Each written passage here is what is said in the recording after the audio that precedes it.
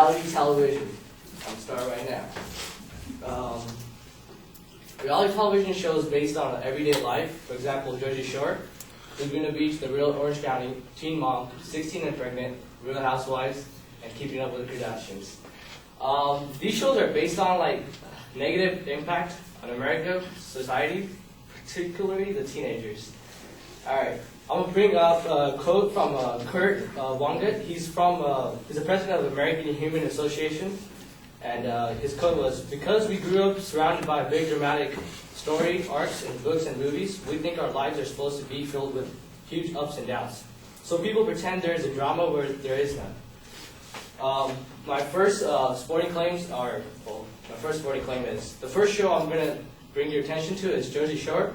This reality television show is being falsely labeled as reality. The way the people act on this show exhibit behaviors we want to avoid, such as excessive partying, alcoholism, and the hooking up lifestyle. In an article written by Stephen Grin, he states, "People argues that Jersey Shore is only reality television show, and its intention is to bring entertainment. Even though the show doesn't literally promote these actions, they are still carried out by the younger viewers." Multiple students at the University of Tampa admitted that Jersey Shore does not change their lifestyle, but it makes them want to have kind of fun and see on television. After asking several students around the campus of University of Tampa, most people did not want to admit the show changes them, but they claim everyone else seems to be affected. Also, shows such as Teen Mom, 16 and Pregnant, do not accurately depict the true reality in having children at such young age. These shows give young people a false impression of motherhood and may have potential to influence young people into making wrong decisions. Laguna Beach, The Real Orange County. It's a reality television show that began airing on MTV in 2006. The show gave an inside look of personal lives of wealthy Laguna Beach high school seniors, whose concern appeared to center chiefly on sexual encounters and fashion accessories. The show increased the popularity of its wealthy, naive, underage drinking stars and the city of Laguna Beach overnight. In an introduction of a study done by Maria Lopez on this effect of the show, she cited, in 2006, at a forum with Laguna Beach Unified School Board candidates, the parents claimed that the police officers had told them that the number of sexual predators in the city had soared since the show began. Citing a 2006 Department of Education Healthy Kids survey, which showed that Laguna Beach 11th graders at the highest incidence of drug and alcohol abuse. Parents expressed concerns that the show resulted in greater drug and alcohol abuse, and that the show would make students more susceptible to school shooting. The study performed by Lopez compared the crime rates before and after the show aired. They compared the cities of Dana Point and Laguna Beach, and each city has similar demographics. With the conclusion of the study, they stated, "We found suggestive evidence that non-residential burglaries, auto thefts, rapes increased during the period of following the show's debut." Well, that was a quote, by the way. It sounded like I said that. But it was a quote that said, "We found suggestive evidence that non-residential burglaries, auto thefts, and rapes increased during the period of following the show's debut." Reality television has a negative effect on those that are starred and viewers idolize them. According to 2004, a study published in Media Psychology by Dr. Reese and Wills, the number one motivation that distinguished reality television watchers from non-reality television watchers was the desire to feel self-important or have elevated to social status. The next most important personality motivator was a desire for addiction and addiction. Dr. Drew Pinsky, who you may recognize from Celebrity Rehab or radio show Loveline, conducted research published in Journal of Research and Personality on the reality television show stars. The research showed that reality show participants tend to have highly narcissistic personalities. These individuals, as stated by Greenberg, tend to be superficially charming, often good-looking, and lacking knowledge. They may believe that they're entitled to special status and privilege. They may lack insight and act out with anger and rage. with others do not accord them the respect, the status to which they feel entitled. These types of individuals may be prone to act in dramatic and impulsive ways that the audience find entertaining. My conclusion is that when these shows are given the misleading label of reality, people think that these shows may alter their own.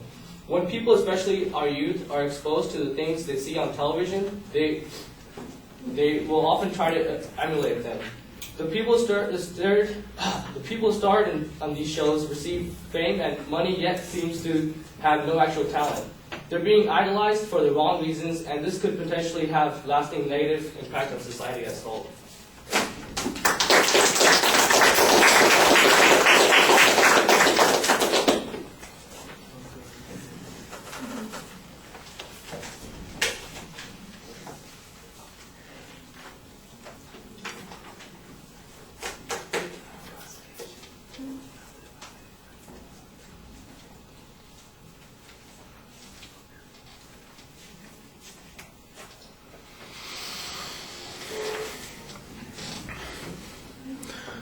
All right, well, I know what the topic area is. I'm still trying to figure out what the proposition is. It's not clear at all what the inference is that you want us all to draw. It's certainly something negative about these reality television shows, but I'm not sure if the negative conclusion you want us to draw is about the people who produce the shows, the people who watch the shows, or the places that are being portrayed in the shows.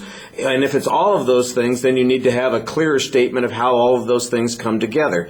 You sort of set up a structure, but it sounds like it's just going to be the examples that you're going to use on the different reality shows, and that's not really a series of secondary claims. That's just a listing of the evidence that you're going to present. So I think that that's a little bit problematic. Look, I know that there are opinions on the shows, and so there's some controversy here, but again, you have to kind of explain what the inferences are. It just seems like it's random criticism, and it's not building very much. The idea that the television programs create drama on the shows, or that people who fit into these shows are, for lack of a better phrase, drama queens, something like that. I suppose that that's an interesting point.